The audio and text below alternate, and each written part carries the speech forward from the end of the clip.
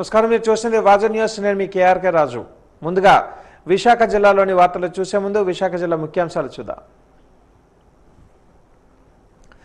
స్నేహపూర్వక వాతావరణాన్ని ఏర్పాటు చేయడమే ఆహ్వాన్ 2025 లక్ష్యం. ఆంధ్ర మెడికల్ కళాశాల ఫ్రెషర్స్ డే వేడుకలలో ఎమ్మెల్యే వంశీకృష్ణ, జిల్లా కలెక్టర్ హరేంద్ర ప్రసాద్ వెల్లడి.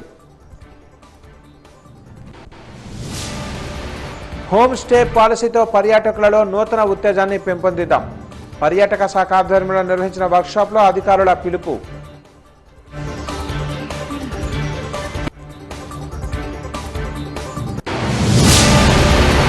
విశాఖ వేదికగా ఈ నెల 10వ తేదీ నుంచి 46వ అఖిల భారత పోస్టర్ టేబుల్ టెన్నిస్ టోర్నమెంట్ నిర్వహణ. పోస్టర్ ఆవిష్కరణ అనంతరం వివరాలు వెల్లడించిన post master general Jayashankar.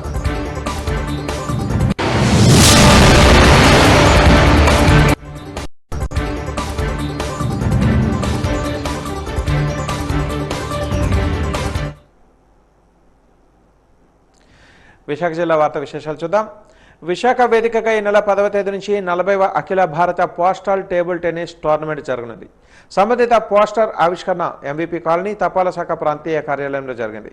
Tournament వివరాలను విశాఖ ప్రాంతీయ postal master general V S Jayashankar మీడియాకు తెలిపారు.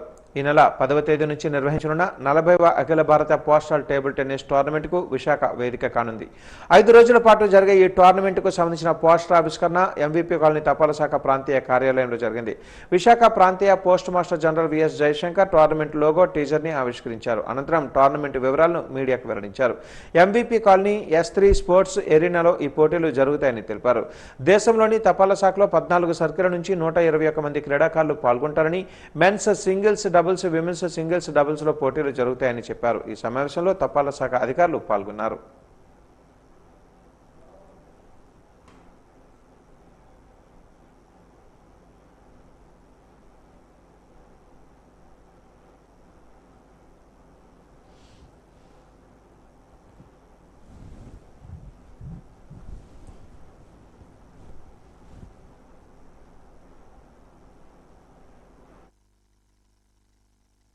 My dear friends, all of you, with your coverage, we can even further showcase our hospitality all over the country so that we get more tournaments in the coming years. Our team have devoted their time in between all these busy schedules of theirs, and if that is the commitment that we see, there is no reason why this event should not be a grand success. We are providing accommodation to the players in decent locations with their exposure to Visakhapatnam and Andhra Pradesh will definitely be one for the ages, definitely be something which they go from here with and I am sure that they will go back to their respective states with a lot of fond memories of the spirit of competition. పెరుగుతున్న మహావిశాఖ అవసరాల దృష్ట్యా నగరంలోని పలు చోట్లలో interior హబ్బులు వెలుస్తున్నాయి. అందులో భాగంగా 15 ఏళ్లుగా ఈ రంగంలో విశేష అనుభవం కలిగిన మురళి బోసులు మాధవధార, ఉడా లేఅవుట్, సత్యం విజయ్ ప్లాజాలో జ్ఞాపిక ఇంటీరియర్ హబ్ను నెలకొల్పారు. దీన్ని స్థానిక బొత్స స్క్వేర్ యజమాని బొత్స సురేష్ ముఖ్య అతిథిగా హాజరై ప్రారంభించారు. స్టూడియో అలంకరణను పరిశీలించారు. మురళి బోసులు 15 ఏళ్లుగా modular kitchen, modular wardrobe, renovation works, construction works, swimming pools అన్ని వర్గాల ప్రజలకు అందుబాటులో ఉండేలా తయారు చేయడంలో సిద్ధహస్తులని ప్రశంసించారు. హబ్ యజమానులు మురళి బోసులు మాట్లాడుతూ విశాఖ ప్రజల అభిరుచులకు అనుగుణంగా అత్యాధునిక టెక్నాలజీతో ఇంటీరియర్ డెకరేషన్ సేవలను సరసమైన ధరలకే అందిస్తున్నట్లుగా చెప్పారు. ఇల్లు, విల్లాలు, గేటెడ్ కమ్యూనిటీ అపార్ట్మెంట్లు ఇలా నివాసం ఏదైనా యజమానుల అభిరుచులకు అనుగుణంగా తమ సేవలు అందిస్తున్నట్లుగా తెలిపారు.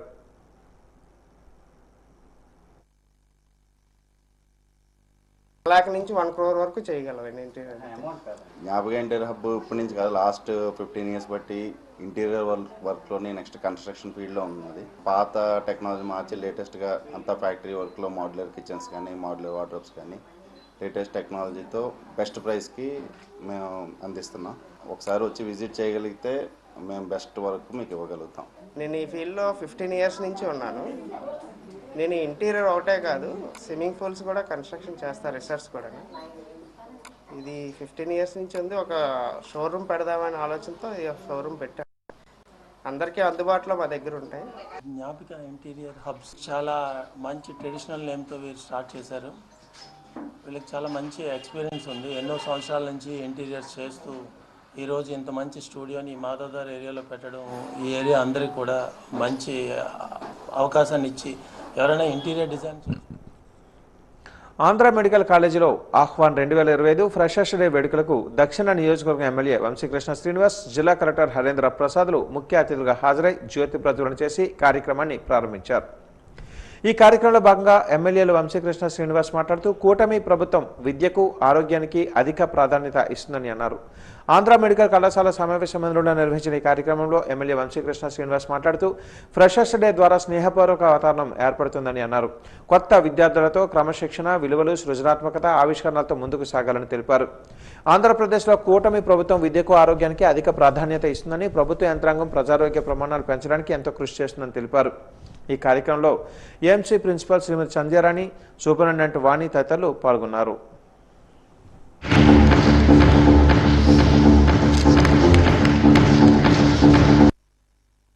ఆంధ్ర మెడికల్ కాలేజీలో డాక్టర్గా ఎంబీఎస్లో జాయిన్ అవ్వడం ఒక అదృష్టంగా నేను భావిస్తాను. ఇది ఒక అద్భుతమైన ప్లేసు. విశాఖపట్నం అనేది ఒక నేచురల్ బ్యూటిఫుల్. మీరు ఎంతో అదృష్టం చేసుకుంటే కానీ, ఎంతో కష్టపడి కానీ ఈ కాలేజీలో చదివే అవకాశం రాదు. మీరు అందరూ కూడా అదృష్టంగా నేను భావిస్తున్నాను. సో జాయిన్ అయినప్పుడు ఎన్నో కోరికలతో మన తల్లిదండ్రులు కానీ, మనం కానీ, ఒక డాక్టర్ అంటే మనం ఎంతో ఇష్టపడి చదివి జాయిన్ అయినటువంటి పరిస్థితి ఉంది. ఇష్టమైన ఈ వృత్తిని ఎంతో నిబద్ధతతో, ఎటువంటి చెడు వ్యసనాలకు అలవాటు అవ్వకుండా క్రమశిక్షణగా చదివితే ఒక మంచి డాక్టర్గా మీరు అవుతారు. ఖచ్చితంగా a proud moment for all of you to making it into medicine in first place, and that too in the prestigious institution like AMC. As you all know, Andhra Medical College is one of the oldest medical college in the country. In its 123 years of its existence, it has served not just the state, not just the neighboring states. The doctors from this prestigious institution are serving people across the globe. The hall which we are sitting right now is basically the contribution of the alumni of this institution who have been serving in countries like US, UK, and who are the who's who in the medical fraternity. ఈ నెల 14-15వ తేదీలలో విశాఖ వేదికగా జరగనున్న ప్రపంచ స్థాయి భాగస్వామ్య సదస్సును అన్ని శాఖల సమన్వయంతో విజయవంతం చేయాలని జిల్లా కలెక్టర్ హరేంద్ర ప్రసాద్ పిలుపునిచ్చారు. 14వ తేదీన ప్రారంభం కానున్న సదస్సు నేపథ్యంలో ఏయూ ఇంజనీరింగ్ కళాశాల మైదానంలో యుద్ధ ప్రాతిపదికన ఏర్పాట్లు చేస్తున్నారు. ఏయూ మైదానంలో జరుగుతున్న ఏర్పాట్లను జేసీ మయూర్ అశోక్తో కలిసి జిల్లా కలెక్టర్ హరేంద్ర ప్రసాద్ పరిశీలించారు. వేదిక ఏర్పాట్లు, మౌలిక వసతుల కల్పన తదితర అంశాలపై అధికారులకు జిల్లా కలెక్టర్ పలు సూచనలు చేశారు.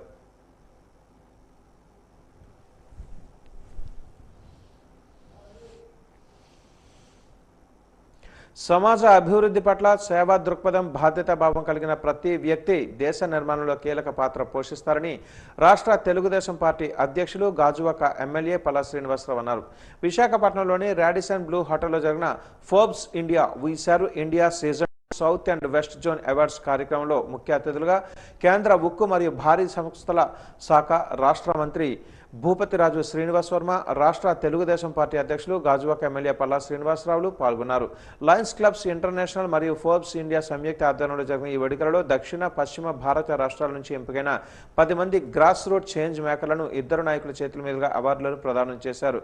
ఈ సందర్భంగా పల్లా శ్రీనివాసరావు మాట్లాడుతూ సమాజ మార్పు ప్రభుత్వాలకే కాదని ప్రజల భాగస్వామ్యానికి కూడా స్థిరమైన అభివృద్ధికి సాధ్యం కాదని స్పష్టం చేశారు.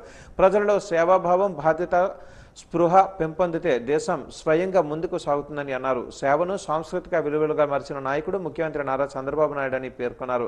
ఆయన చేపట్టిన స్మార్ట్ గవర్నెన్స్, డిజిటల్ పారదర్శకత, పబ్లిక్ అకౌంటబిలిటీ వంటి సంస్కరణలు ప్రజలు పాలనలో ప్రజల భాగస్వామ్యాన్ని పెంపొందించాయని వివరించారు. ప్రస్తుతం ఎదురవుతున్న వాతావరణ మార్పులు, తుఫాను, వర్షాలు, సముద్ర మట్టం పెరుగుదల వంటి అంశాలు మనకు హెచ్చరికలని పేర్కొంటూ ప్రకృతితో సఖ్యతగా జీవించాల్సిన అవసరాన్ని పల్లా ప్రస్తావించారు.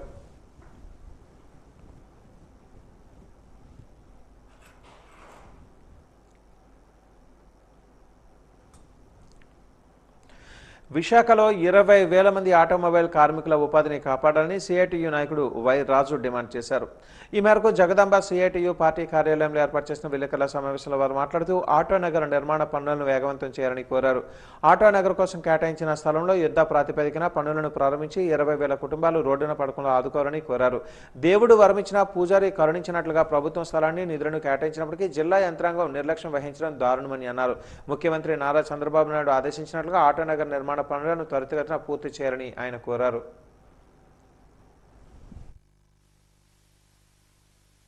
పట్టణంలో ఎస్సీ, ఎస్టీ, బీసీ, మైనార్టీలు అందరూ కూడా జీవనం సాగిస్తున్నట్టు ఆటో నగర్ సమస్యగా ఈరోజు మన మున్సిపల్ స్టేడియం దగ్గర కానీ, జ్ఞానపురం కానీ, అలాగే ఎండాడ ఈ ప్రాంతాల్లో అందరూ కూడా కారు మెకానిక్లు, బాడీ బిల్డర్లు, అలాగే ఆటో టింకరింగ్ షాపులు, కారు మెకానిక్లు వీళ్ళందరూ కూడా జీవనం సాగిస్తున్న వీళ్ళందరికీ కూడా 2015లో చంద్రబాబు టీడీపీ తెలుగుదేశం ప్రభుత్వంలో వీళ్ళందరికీ కూడా ఇక్కడ విశాఖపట్నం సుందరవరంగా తీర్చిదిద్దాలనే ఉద్దేశంతో వీళ్ళందరినీ కూడా దూర ప్రాంతాలకు తరలించాలని ప్రభుత్వాల ఉద్దేశం తీసుకున్న తర్వాత ఇక్కడ ఉండే అధికారులు అందరూ కూడా ఏదైతే కలెక్టర్ గారు ఉన్నారో, ఏపీఎస్ ఉన్నారో వీళ్ళందరూ కూడా ఖచ్చితంగా ఈ 150 ఎకరాల భూమిని ఈ ఏదైతే స్మార్ట్ విశాఖ ఆటో పార్ట్స్ ఉందో అది ఖచ్చితంగా కేటాయించాలి. కేటాయించకపోతే రాబోయే రోజుల్లో అవసరమైతే కలెక్టర్ ఆఫీస్ని కూడా ఏపీఎస్ జడ్డమని కూడా పెద్ద ఎత్తున ఆందోళన చేయడం కూడా వెనకాడమని చెప్పి తెలియజేస్తాం.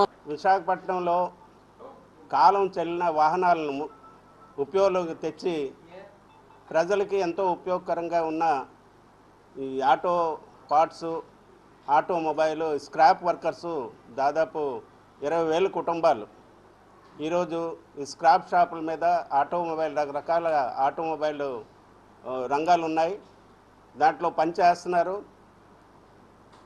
మొత్తం చంద్రబాబు నాయుడు అధికారంలో ఉన్నప్పుడు మొత్తం విశాఖపట్నం అంతా కూడా సుందరీకరణ చేద్దామని, స్మార్ట్ సిటీగా మారుద్దామని విశాఖపట్నంలో ఉన్న స్క్రాప్ షాపులన్నీ కూడా సిటీ బయటికి అంటే నగరం శివారికి తరలించాలని అప్పటి నుంచి నిర్ణయం చేయడం జరిగింది. అది అప్పుడప్పుడు జీబీఎంసీ అధికారులు ఆ షాపులు తీసేయాలని పెనాల్టీలు వేయడం, ట్రాఫిక్ పోలీసులు ఇబ్బందులు పెట్టడం, దీనివల్ల కార్మికులు ఉపాధి కోల్పోతున్నారు. దానికోసం చంద్రబాబు నాయుడు గారు హయాంలో మొత్తం వర్కర్సు, యజమానులు అందరు కలిపి ఒక ఆటో నగర్ నిర్మిస్తే మా బ్రతుకులు అక్కడ బ్రతుకుతామనేసి చెప్పడంతో 2019లో మన చంద్రబాబు నాయుడు గారు కనుమం గ్రామాంతపురంలో 157.70 ఎకరాల్ని అక్కడ మంజూరు చేయడం జరిగింది. దానికి సంబంధించిన రైతులకి ప్రభుత్వం మొత్తం ఫండ్స్ అన్నీ కూడా ఇవ్వడం జరిగింది. ఒక 11 కోట్ల రూపాయలు ఇంకా బ్యాలెన్స్ ఉంది. అది కలెక్టరేట్లో పెట్టుకొని వాళ్ళు దానికి ఏపీఐఐసి వారికి ఇవ్వకుండా కాలయాపన చేస్తున్నారు. విద్యార్థులు క్రమశిక్షణతో విద్యను అభ్యసించడం నేర్చుకోవాలని ఉపాధ్యాయ ఎమ్మెల్సీ వేపాడ చిరంజీవిరావు అన్నారు. విశాఖ డిగ్రీ విమెన్స్ కాలేజ్ ఆవరణలో ఫ్రెషర్స్ డే వేడుకలకు ఆయన ముఖ్య అతిథిగా హాజరయ్యారు. ఈ సందర్భంగా చిరంజీవిరావు మాట్లాడుతూ విద్యార్థి దశలో అలవర్చుకోవాల్సిన మంచి అలవాట్లను వివరించారు. భవిష్యత్తును చక్కదిద్దుకొని అవకాశం కాలేజీ దశలోనే ప్రారంభమవుతుందని అన్నారు. అధ్యాపకుల సలహాలు సూచనతో ఉత్తమ భవితవ్యాన్ని ఏర్పాటు చేసుకోవాలని తెలిపారు. కళాశాల స్థాయి నుంచి క్రమశిక్షణతో కూడిన విద్యాభ్యాసాన్ని పెంపొందించుకోవాలని సూచించారు. కూటమి ప్రభుత్వం విద్యకు పెద్ద పీట వేస్తుందని, ముఖ్యంగా మహిళా సాధికారతకు ముఖ్యమంత్రి చంద్రబాబు నాయుడు అనేక సంస్కరణలను తీసుకుని వచ్చారని తెలిపారు. ఈ కార్యక్రమంలో కేజీహెచ్ సూపరింటెండెంట్ డాక్టర్ వాణి తదితరులు పాల్గొన్నారు.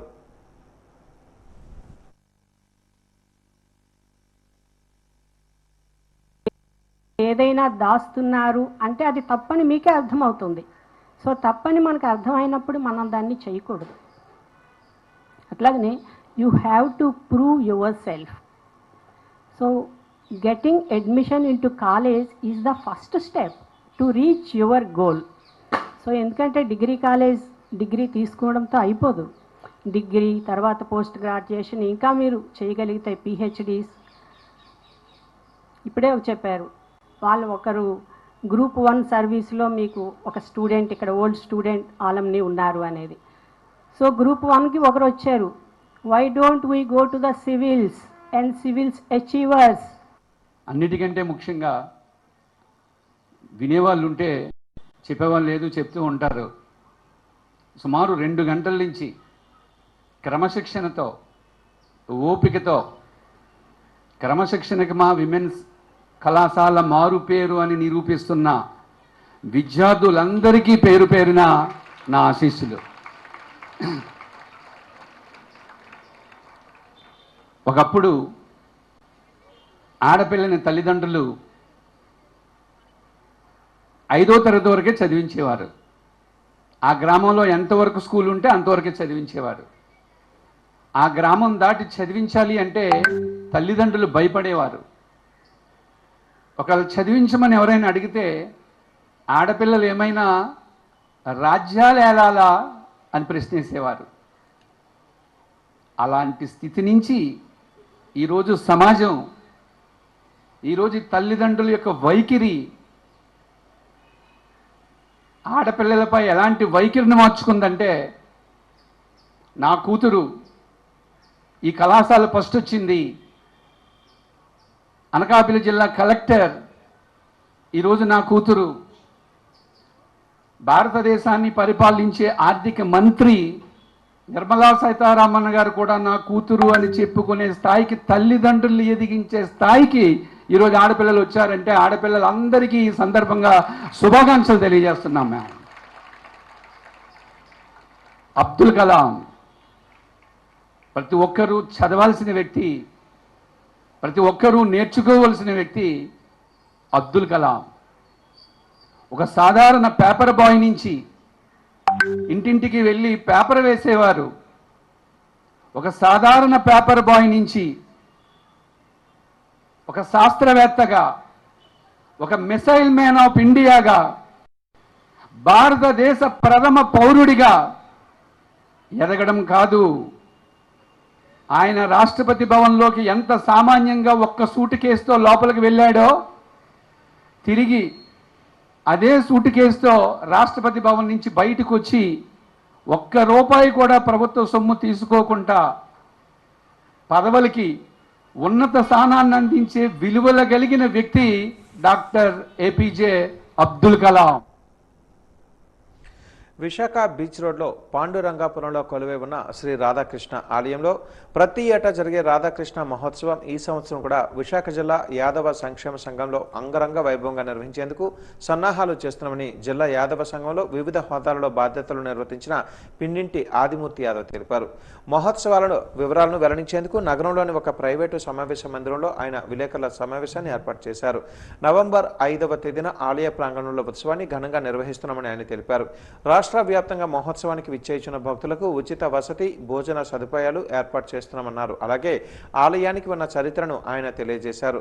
అత్యంత మహిమాన్వితమైన రాధాకృష్ణుని ఆలయంలో మహోత్సవం నాడు దేవతామూర్తులను దర్శిస్తే సకల పాపాలు హరించి పుణ్యం సిద్ధిస్తుందన్న నమ్మకంతో విచ్చేసిన భక్తులకు ఆహ్వానం పలుకుతున్నామని అన్నారు. రాధాకృష్ణ మహోత్సవాలకు నగరంలో గల, జిల్లాలో గల, ఉత్తరాంధ్ర జిల్లాలో గల ఉన్నటువంటి యాదవ సోదరులందరినీ మరియు శ్రీకృష్ణ భగవానుడి భక్తులందరినీ కూడా ఈ సందర్భంగా ఆహ్వానిస్తున్నాం. ఈ యొక్క కార్యక్రమానికి రాష్ట్ర మంత్రులు మరియు బోడే రామచంద్ర యాదవ్ గారు కూడా ఆల్రెడీ అతను విచ్చేసి ఉన్నారు. ఇక్కడ మరి యాదవ్ ప్రముఖులందరూ కూడా విచ్చేస్తున్నారు.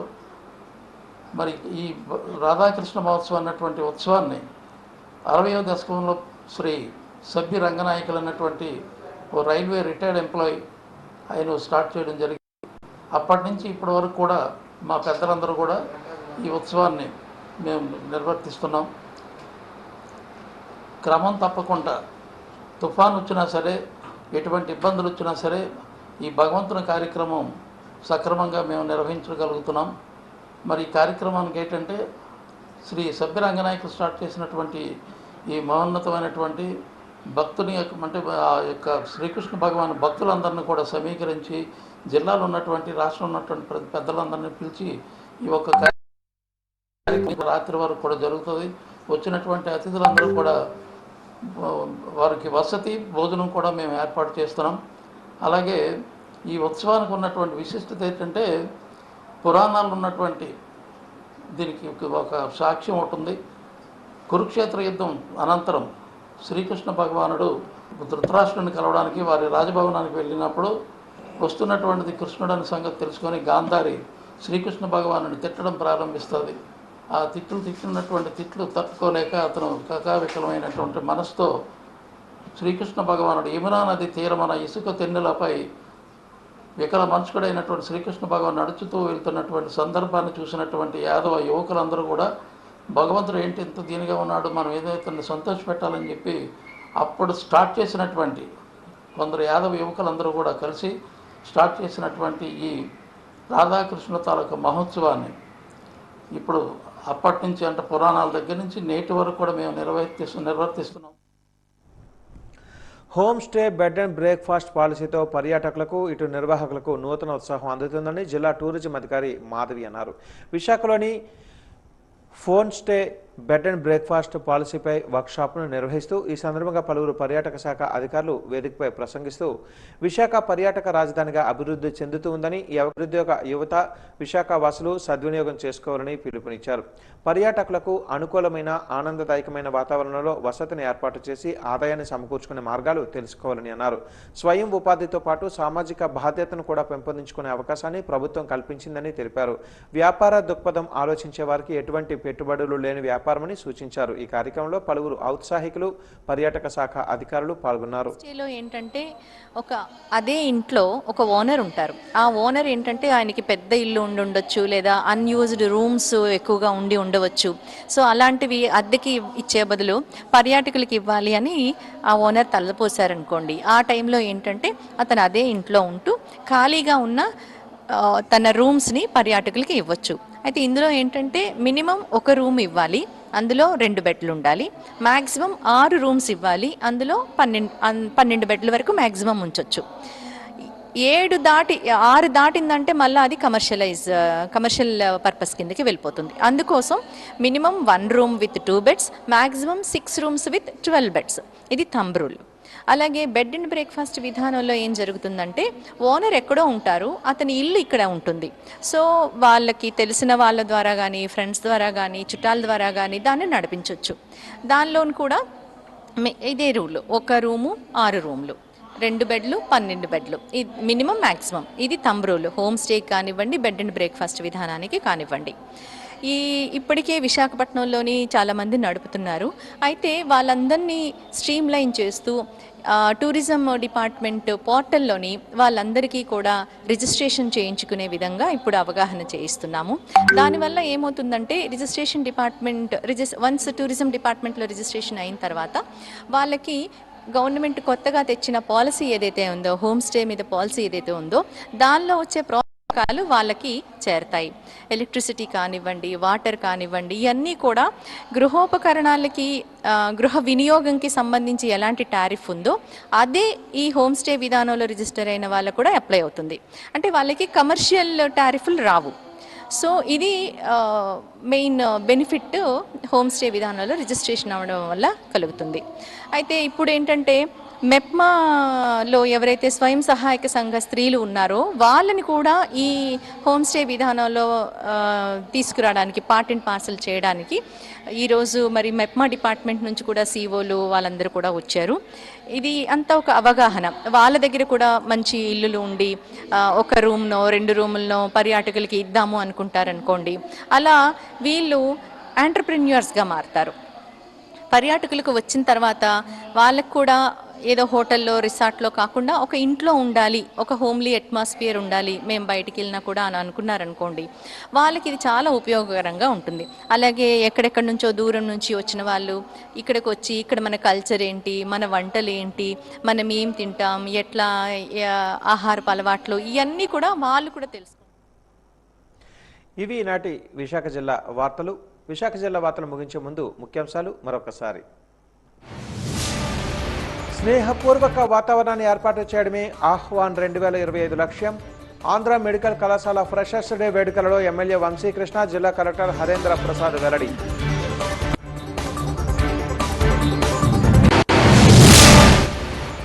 హోమ్ స్టే పాలసీతో పర్యాటకులకు నూతన ఉత్తేజాన్ని పెంపొందిద్దాం.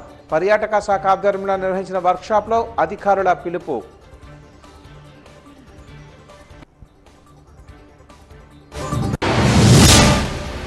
విశాఖ వేదికగా ఈ నెల 10వ తేదీ నుంచి 46వ అఖిల భారత పోస్ట్ టేబుల్ టెన్నిస్ టోర్నమెంట్ నిర్వహణ. పోస్టల్ ఆవిష్కరణ అనంతరం వివరాలు వెల్లడించిన పోస్ట్ మాస్టర్ జనరల్ జైశంకర్.